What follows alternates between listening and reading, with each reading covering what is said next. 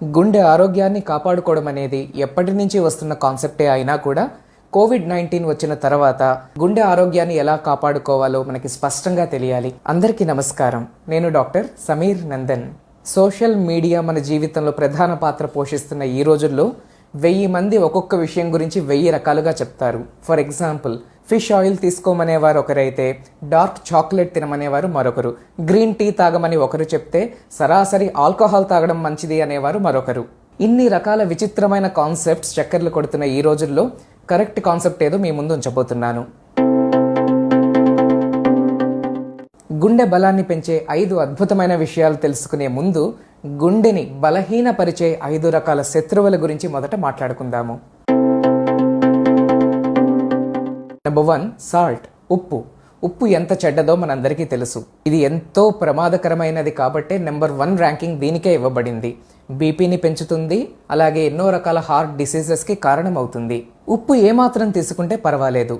ఒక సగటు మనిషి ఒక రోజుకి 1 టీ స్పూన్ మించకుండా తీసుకోవాలి, లేదా గ్రాముల్లో చెప్తే 5 గ్రాములు మించకుండా తీసుకోవాలి. కానీ ఇంత తక్కువగా తీసుకోవడము ఎవ్వరికి సాధ్యపడట్లేదు. అక్కా చెల్లెళ్ళు, తల్లులు అందరూ చూడండి, వంట చేస్తున్న వాళ్ళు 1 టీ స్పూన్ ఒక మనిషికి అని చెప్తున్నాను. కానీ ఒక కూరకో, ఒక సాంబారుకో, పప్పుకో, పచ్చడికో ఎంత ఉప్పు వేస్తున్నారో మీకే తెలుసు. మగవారు, ఈ వీడియో చూస్తున్న వాళ్ళు వంటల్లో ఎంత ఉప్పు వాడుతున్నారో మీకు తెలిసి ఉండకపోవచ్చు. కానీ వీడియో అయ్యాక ఒకసారి ఒక పూట కూరకి ఇంట్లో ఎంత ఉప్పు వేస్తున్నారు అన్నది మీరు వెళ్ళి చూడండి. అప్పుడు నేను చెప్పిన కాన్సెప్ట్ మీకు అర్థమవుతుంది. ఒక రోజులో మనం తినే అన్ని పూటల అన్ని వంటలు కలుపుకొని 1 టీ స్పూన్ మించకూడదు. అంతే తప్పించి వంటల్లో వేసినంత ఉప్పు మళ్ళీ వేసేసి విడిగా పెరుగులోని మజ్జిగలోని 1 టీ స్పూన్ ఉప్పు వేసుకోమని చెప్పట్లేదు నేను ఇక్కడ. కొంతమంది అడుగుతారు, కంపెనీ ఉప్పు బదులు రాతి ఉప్పు వాడుకోవచ్చా అని. ఏదైనా సోడియం క్లోరైడేనండి, ఏదైనా హార్ట్కి ఒకే రకమైన కీడు చేస్తుంది.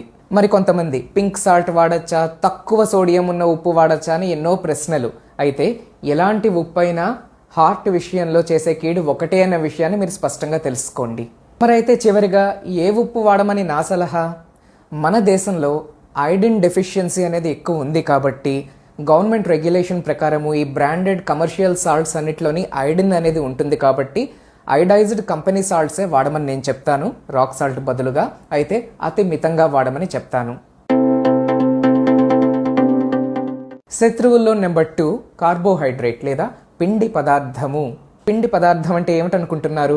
మైదా పిండి, గోధుమ పిండి, వరి పిండి ఇలాగనా? కాదు. స్టార్చ్ సంబంధం, తేలికగా షుగర్లని పెంచగలిగినది పిండి పదార్థం.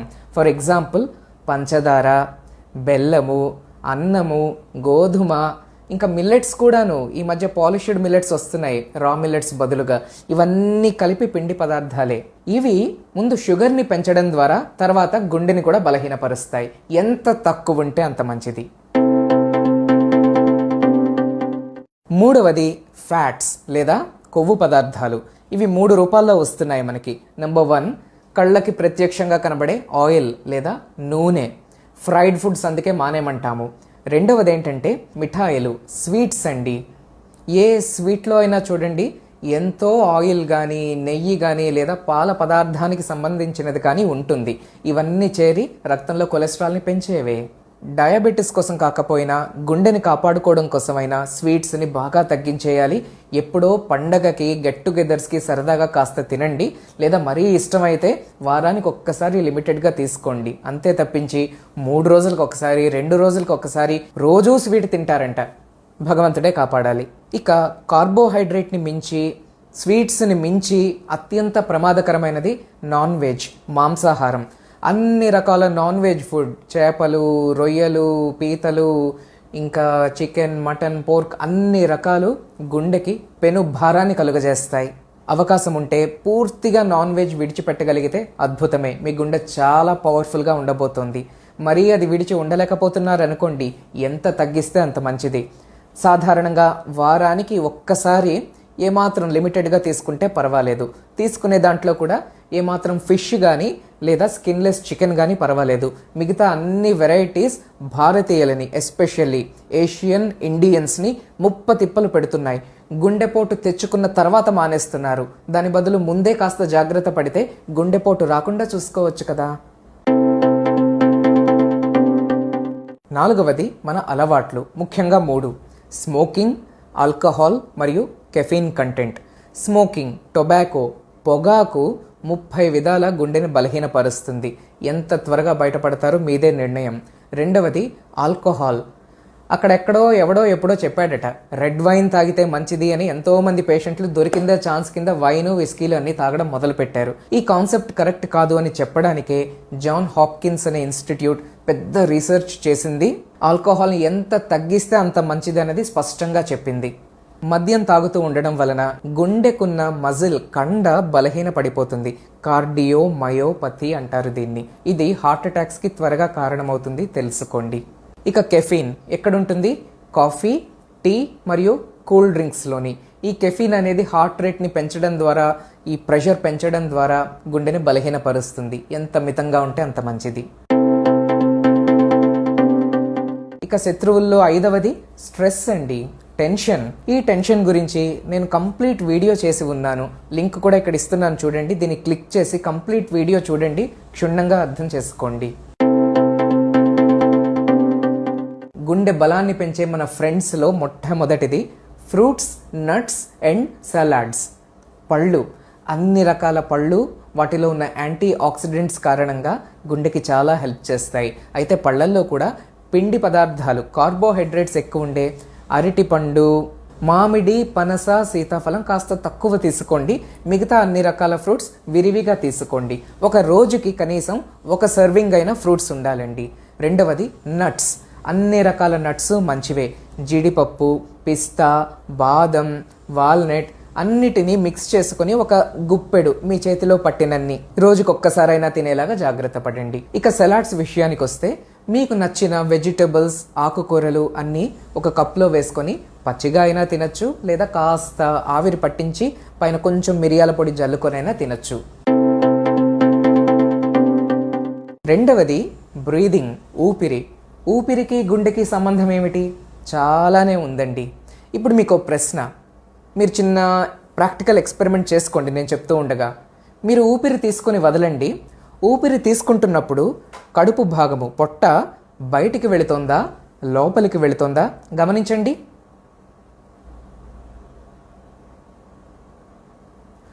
ఊపిరి తీసుకుంటున్నప్పుడు మీ పొట్ట లోపలికి వెళుతోంది అంటే మీరు తప్పుగా శ్వాసిస్తున్నారు. ఊపిరి తీస్తున్నప్పుడు, పీలుస్తున్నప్పుడు పొట్ట బయటికి రావాలి, బెలూన్ లాగా ఉబ్బాలి. దాన్ని అబ్డోమినల్ బ్రీదింగ్ అంటారు. ఇది మనకి స్ట్రెస్ తగ్గించి గుండెకి కూడా చాలా సహాయం చేస్తుంది. మనం టెన్షన్లో ఉన్నామనుకోండి, గాబరాగా ఉన్నామనుకోండి, ఊపిరి ఎలా తీస్తామండి? చెస్ట్ భాగం ఎక్కువ లేచి పడుతూ ఉంటుంది, కడుపు భాగం పెద్దగా ఎక్స్పాండ్ అవ్వదు. దీన్ని థొరాసిక్ బ్రీదింగ్ అంటారు. ఇది గుండెకి మంచిది కాదు. హాయిగా రిలాక్స్డ్గా థొరాక్స్తో పాటు కడుపు భాగం కూడా బెలూన్ లాగా ఇలా ఉబ్బి కిందకు వస్తుంది అనుకోండి. ఈ అబ్డోమినల్ బ్రీదింగ్ అనేది గుండెకి గొప్ప బలాన్ని ఇస్తుంది. ఎప్పుడు చేయాలి ఇది? ఫుల్ టైం, ఎనీ టైం, రోజులో ఎప్పుడైనా, ఎంతసేపు అయినా. మీకు ఎప్పుడు స్పృహకి వస్తే, ఎప్పుడు గుర్తొస్తే అప్పుడల్లా అబ్డోమినల్ బ్రీదింగ్ పైన దృష్టి నిలపండి. అది దీర్ఘకాలం మీ గుండె ఆరోగ్యాన్ని కాపాడుతుంది. మూడవది ఎక్సర్సైజ్, వ్యాయామం. ఏ వ్యాయామం మంచిది? అందరూ ఈజీగా చేయగలిగేది వాకింగ్, నడక కదండి. కనుక వాకింగ్నే ఎంచుకుందాం మనము. ఎంతసేపు వాక్ చేయాలి? ఇంత అంతా అని రూలు రెగ్యులేషను ఏమీ లేదు. మన శక్తి కొద్దీ మనం చేయాలి. అయితే చేస్తున్నప్పుడు ఒక కండిషన్ ఉంది. వాకింగ్ చేస్తున్న సమయంలో హాయిగా అనిపించాలి, కానీ అమ్మ ఆయాసం వచ్చేసింది లేదా నొప్పి వచ్చింది అనిపించకూడదు. కొంతమంది ఆయాసం రాకుండా అరగంట నడవగలరు, కొంతమంది గంటన్నర కూడా నడవగలరు, కొంతమంది స్లోగా నడవగలరు, కొంతమంది స్పీడ్గా నడవగలరు. మీ శక్తి కొద్దీ మీరు చెయ్యండి. ఊరికే శ్రమ పెట్టుకోవద్దు. అలాగే చేసినట్లు అనిపించాలి, ఏదో వెళ్ళామా వచ్చామా అన్నట్లు కూడా ఉండకూడదు. తగినట్టుగా అనిపించాలి. వాకింగ్ చేసి వచ్చిన తర్వాత మనసు హాయిగా అనిపించాలి, శరీరం కూడా రిలాక్స్డ్గా అనిపించాలి. అమ్మ ఇంకా పని చేయలేం రా బాబు, ఇంకా నిద్రపోవాలి రా బాబు అన్న ఫీలింగ్ అయితే రాకూడదు. మెడికల్ రికమెండేషన్ ఏమిటంటే ఒక సగటు మనిషి 40 నిమిషాలకి తక్కువ కాకుండా నడవాలన్నది. ఇక 4వ friend mental silence. Mental silence అంటే ఏమిటి? మానసిక నిశ్శబ్దం. మనము ఏం మాట్లాడకుండా కూర్చున్నా కానీ, ఫర్ ఎగ్జాంపుల్ మెడిటేషన్ కోసమే కూర్చున్నాం అనుకోండి, లోపల చూడాలి మన హడావిడంతా. బయటకు సైలెన్సే, కానీ లోపల మాత్రం ఎన్నో రకాల థాట్స్ అలా అటు ఇటు ఇటు అటు గెంతుతూనే ఉంటాయి కదా. అందుకని లోపల సైలెన్స్ అనేది మనం సాధన చేయాలి. సైలెంట్ సిట్టింగ్ అని పేరు పెట్టుకుందాం దీన్ని. ఎవ్రీ డే ఒక 10-15 నిమిషాలైనా సరిపోతాయి. స్నానం చేసొచ్చి మంచం మీద హాయిగా కూర్చొని, మంచం మీదే కళ్ళు మూసుకొని ఏ ఆలోచన రాకుండా ఒక పావు గంట సేపు, కావాలంటే అలారం కూడా పెట్టుకోవచ్చు, ఆ 15 మినిట్స్ ఏ ఆలోచన లేకుండా గడపగలిగామనుకోండి, ఆ సైలెన్స్ అనేది గుండె శక్తిని అపారం పెంచగలదు. ఇక సహాయకారుల్లో 5వది సత్సంగం. అంటే ఏంటి? Good company. ఇదేమిటి డాక్టర్ గారు, ఇది భగవద్గీత వీడియో కాదు కదా, మెడికల్ వీడియోలో మళ్ళీ మీరు సత్సంగాలన్నీ పట్టుకొస్తున్నారు అని ఎవరికైనా డౌట్ వస్తే తెలుసుకోండి.